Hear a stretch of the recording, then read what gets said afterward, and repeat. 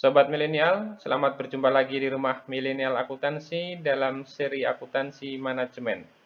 Pada kesempatan ini kita akan membahas materi tentang penentuan harga pokok pesanan atau job order costing.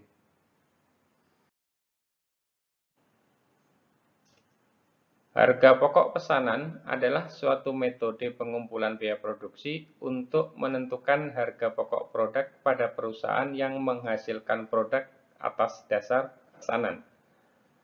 Perusahaan yang berproduksi atas dasar pesanan menghasilkan produk yang sangat bervariasi dan satu sama lain berbeda. Setiap pesanan menghendaki spesifikasi produk yang unik sesuai dengan selera pemesan. Contoh dari perusahaan yang berproduksi atas dasar pesanan adalah perusahaan percetakan, perusahaan konstruksi, perusahaan mebel, bengkel, catering, dan salon. Manfaat informasi harga pokok produksi per pesanan bagi manajemen adalah: yang pertama, dapat menentukan harga jual yang akan dibebankan kepada pemesan. Artinya, dengan memperhatikan biaya produksi yang terdiri dari biaya bahan baku, biaya tenaga kerja langsung, dan biaya overhead pabrik per pesanan, di sana dapat ditentukan berapa harga jual yang akan dibebankan kepada pemesan. Kemudian yang kedua, mempertimbangkan menerima atau menolak pesanan. Ketika pesanan yang datang tidak sesuai dengan biaya produksi yang dikeluarkan, maka di sini dapat diambil suatu keputusan apakah akan menerima atau menolak pesanan yang dilakukan oleh si pelanggan. Kemudian yang ketiga, memantau realisasi biaya produksi. Dalam harga pokok pesanan, biasa ada yang namanya kartu harga pokok. Dari kartu harga pokok inilah dapat memantau realisasi dari biaya produksi yang terdiri dari biaya bahan baku, biaya tenaga kerja langsung, dan biaya overhead pabrik. Selanjutnya, menghitung laba atau rugi tiap pesanan.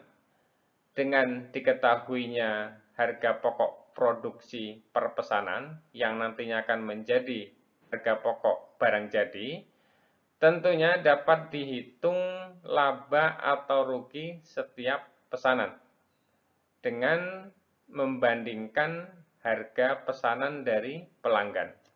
Kemudian berikutnya, menentukan harga jual produk jadi dan produk dalam proses yang akan disajikan dalam laporan posisi keuangan. Karena di sini untuk produk jadi dan produk dalam proses, tentunya ini merupakan biaya yang nantinya harus dilaporkan dalam laporan posisi keuangan ketika produk jadi tersebut belum diambil oleh pemesan.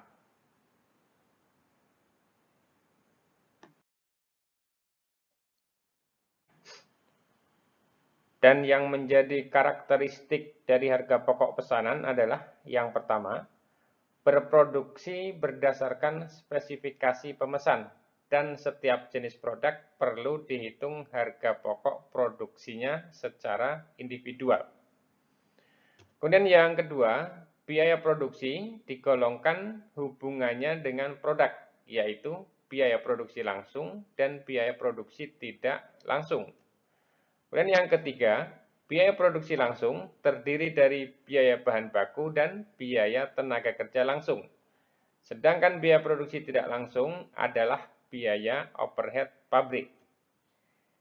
Biaya produksi langsung diperhitungkan sebagai harga pokok produksi pesanan berdasarkan biaya yang sesungguhnya terjadi. Sedangkan biaya overhead pabrik diperhitungkan berdasarkan tarif yang ditentukan di muka. Dan yang terakhir, harga pokok produksi per unit dihitung dengan cara membagi jumlah biaya produksi yang dikeluarkan dengan jumlah unit produk pesanan yang bersangkutan. Dalam akuntansi biaya, ada dikenal dengan istilah siklus pembuatan produk atau siklus produksi. di mana siklus produksi ini diawali dengan pembelian dan penyimpanan bahan baku. Artinya bahan baku yang akan digunakan dalam proses produksi, di sini dilakukan pembelian terlebih dahulu. Kemudian sebelum diproses dilakukan penyimpanan. Kemudian berikutnya adalah pengolahan bahan baku menjadi produk jadi. Jadi setelah mendapat order atau pesanan, baru dilakukan pengolahan bahan baku ini menjadi produk jadi sesuai dengan pesanan. Dan selanjutnya dari produk jadi ini dilakukan penyimpanan produk jadi dalam gudang sebelum produk jadi ini diserahkan kepada pemesan. Kemudian selain siklus pembuatan produk, dapat juga di sini kita lihat siklus biaya. Jadi ada perbedaan antara siklus pembuatan produk dan siklus biaya. Di mana yang pertama dalam siklus biaya adalah penentuan harga pokok bahan baku yang dibeli. Jadi kita bisa menentukan berapa harga pokok bahan baku yang dibeli. Tentunya ini sesuai dengan standar yang kita inginkan. Kemudian dari bahan baku yang dibeli ini belum tentu semuanya digunakan dalam proses produksi. Makanya yang kedua di sini adalah penentuan harga pokok bahan baku yang dipakai. Berarti dipakai di sini artinya dipakai dalam proses produksi. Dalam proses produksi, selain bahan baku, juga ada yang namanya biaya tenaga kerja langsung. Yaitu tenaga kerja yang secara langsung melakukan proses produksi. Selain itu ada juga yang namanya biaya overhead pabrik atau biaya tidak langsung, yaitu biaya yang secara tidak langsung mempengaruhi proses produksi. Dari ketiga biaya produksi ini, selanjutnya nanti akan terkumpul yang namanya biaya produksi. Jadi dari ketiganya ini, dari biaya tenaga kerja langsung, dari harga pokok bahan baku yang dipakai dalam proses produksi, dan dari biaya overhead pabrik. Jadilah di sini biaya produksi. Selanjutnya dari biaya produksi ini nanti akan ditentukan harga pokok produk jadi. Jadi dari total biaya produksi inilah menjadi harga pokok produk jadi, yang selanjutnya nanti akan menjadi harga pokok penjualan.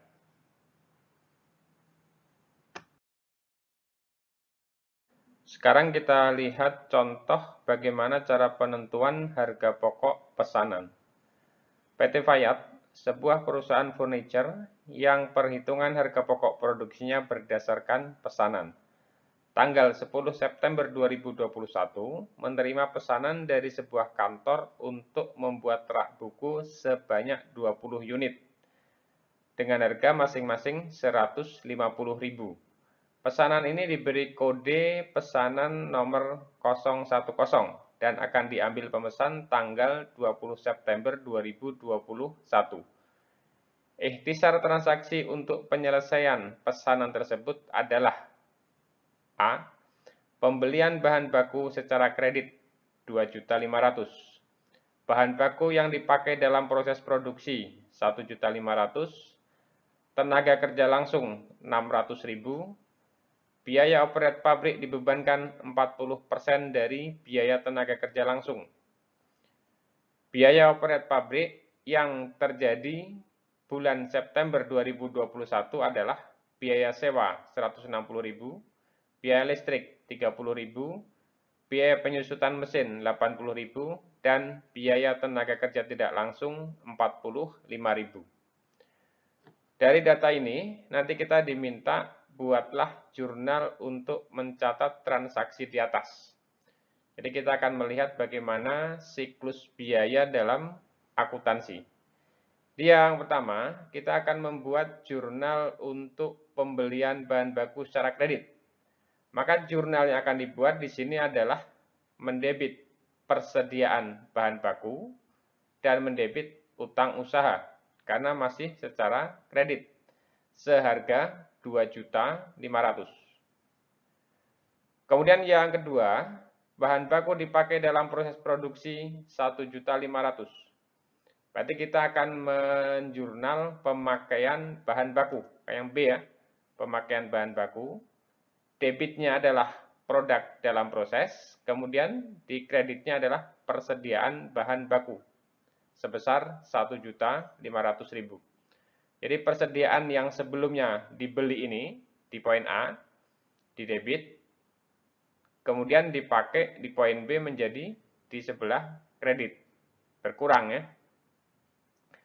Kemudian yang ketiga, tenaga kerja langsung 600.000. Berarti ini kita akan mencatat jurnal untuk tenaga kerja langsung dengan cara mendebit produk dalam proses dan mengkredit utang gaji sebesar 600.000. Jadi di sebelah debitnya produk dalam proses dan di kreditnya utang gaji. Selanjutnya yang ke D, biaya operate pabrik dibebankan 40% dari biaya tenaga kerja langsung. Berarti 40% dari biaya tenaga kerja langsung di sini 600.000. Berarti kita hitung 40% dari 600.000. Maka jurnal untuk mencatat BOP yang dibebankan, karena di sini disebutkan dibebankan ya, mendebit produk dalam proses, kemudian mengkredit biaya operate pabrik sebesar 240.000.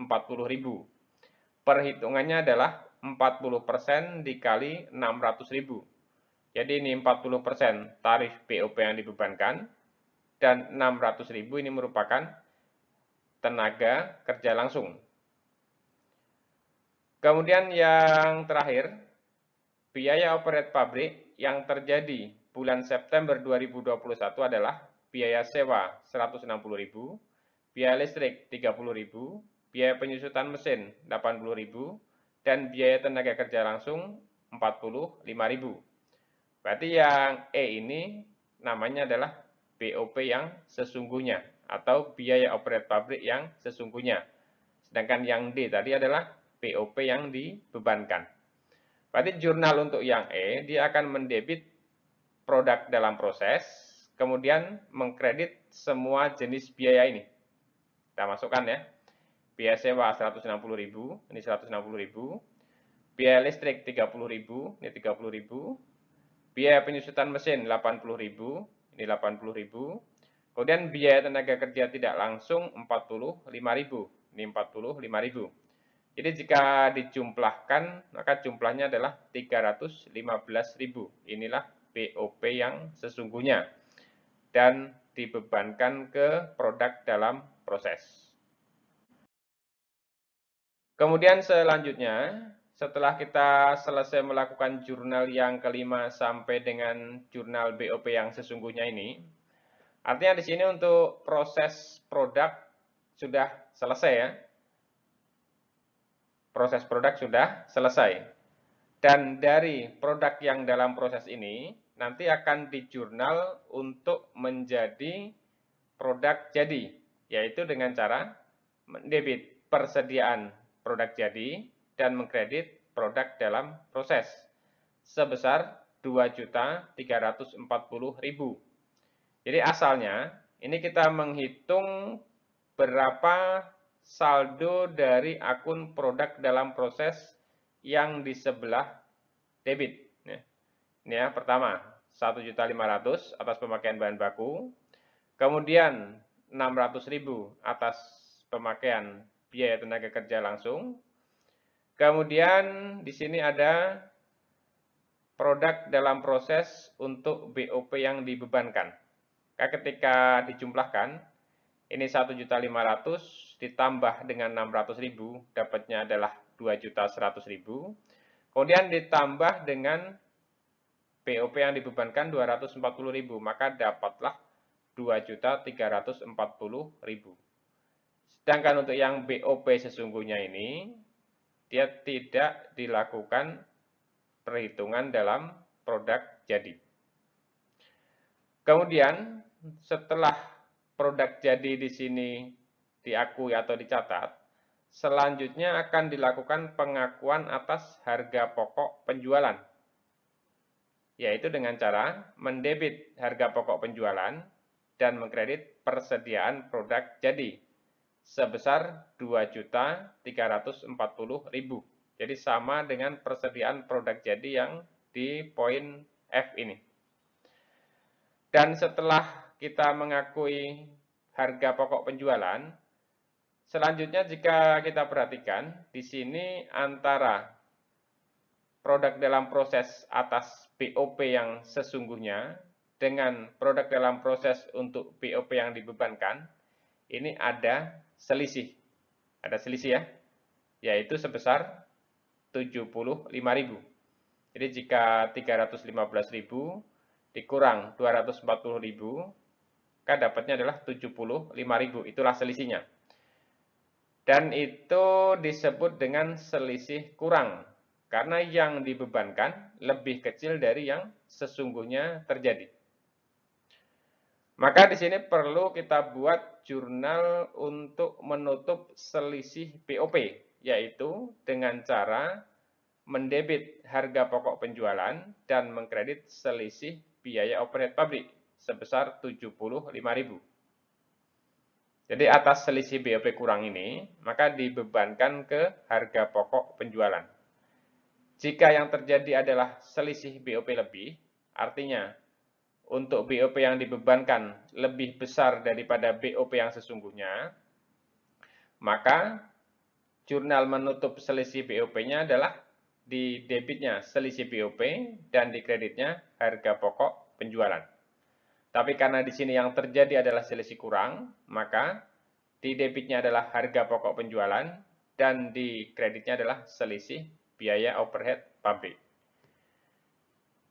Kemudian selanjutnya, dari jurnal harga pokok penjualan dan selisih BOP ini sudah selesai, kita akan melakukan penyerahan barang kepada pemesan.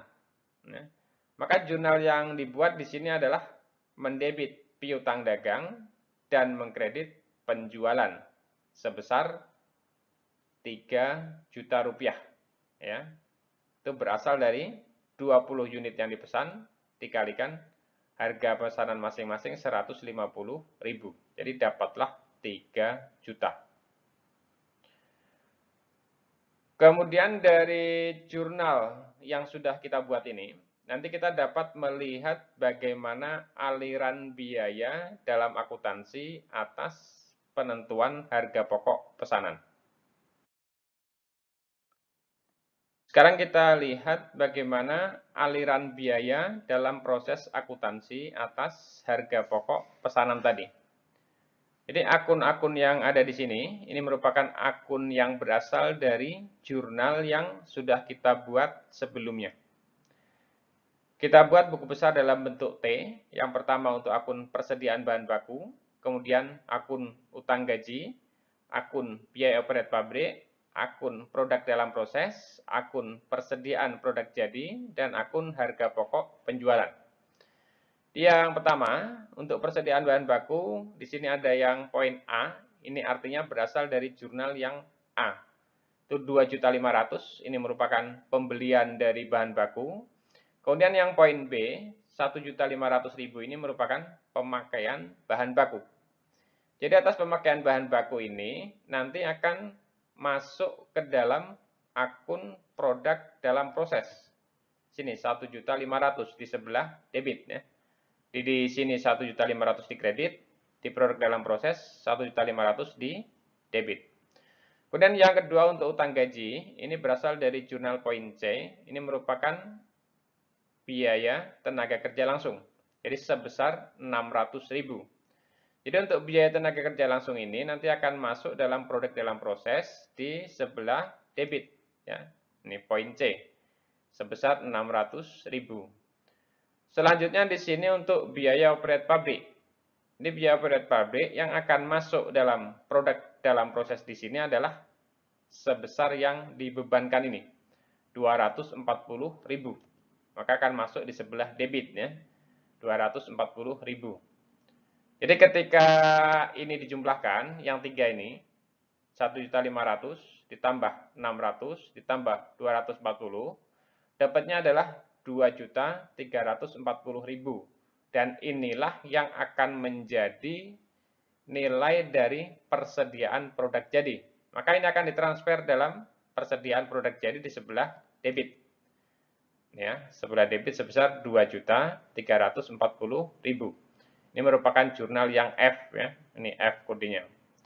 Kemudian dari persediaan produk jadi ini nanti akan dilakukan pengakuan atas harga pokok penjualan. Kan nanti akan ditransfer lagi ke sini, akun harga pokok penjualan, untuk pengakuan HPP atau harga pokok penjualan. Ini kodenya G, berarti dari jurnal yang G. Kemudian yang terakhir yang H, di mana di sini tadi terdapat selisih antara biaya operate pabrik yang sesungguhnya dengan biaya operate pabrik yang dibebankan, yaitu selisih kurang. Makanya di sini harus dilakukan penambahan atas biaya operate pabrik yang dibebankan. Ya. Dan ini dibebankan dari harga pokok penjualan. Berarti nanti harga pokok penjualannya akan bertambah sebesar 75.000. Sehingga ketika nanti dilakukan penjualan, harga pokok penjualannya bukan 2.340.000, melainkan ditambah dengan 75.000 lagi. Jadi nanti menjadi 2.415.000 rupiah. Itulah harga pokok penjualan untuk pesanan 010.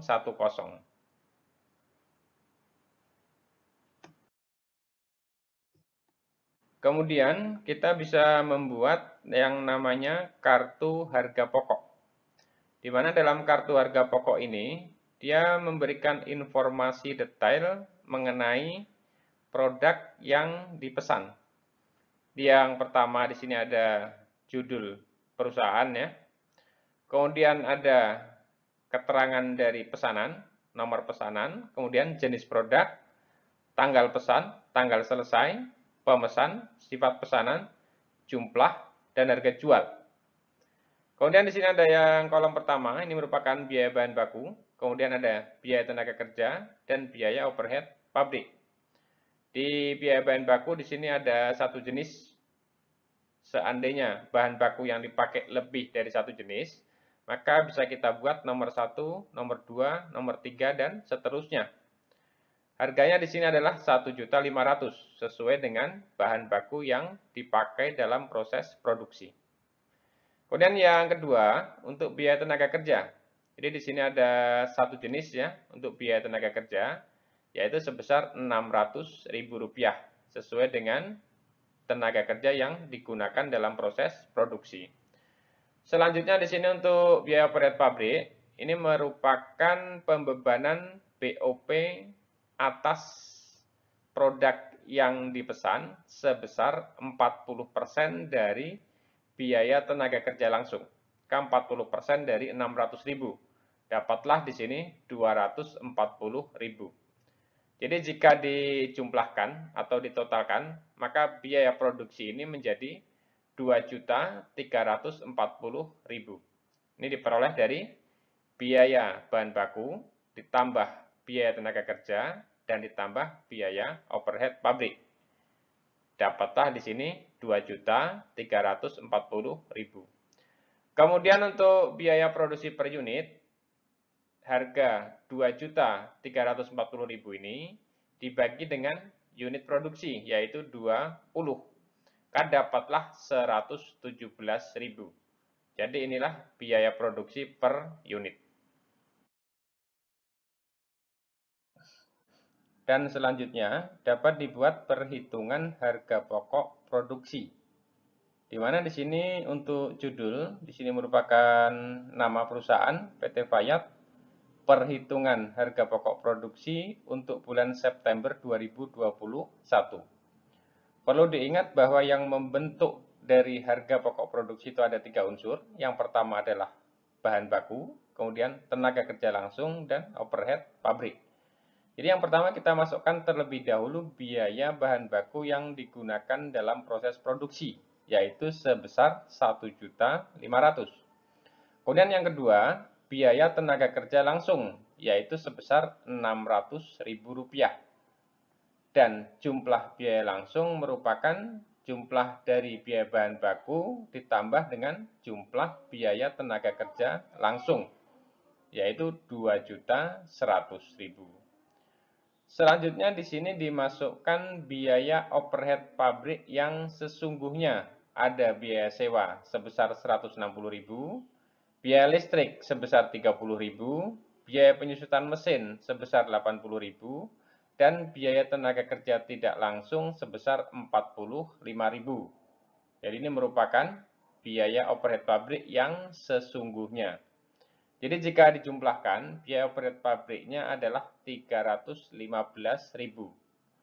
Kemudian karena dalam proses produksi terjadi selisih BOP, maka kita masukkan di sini selisih biaya overhead pabrik, yaitu selisih kurang 75.000. Maka yang di sini dibuat kurang atau dalam kurung, sehingga BOP yang dibebankan menjadi 240.000.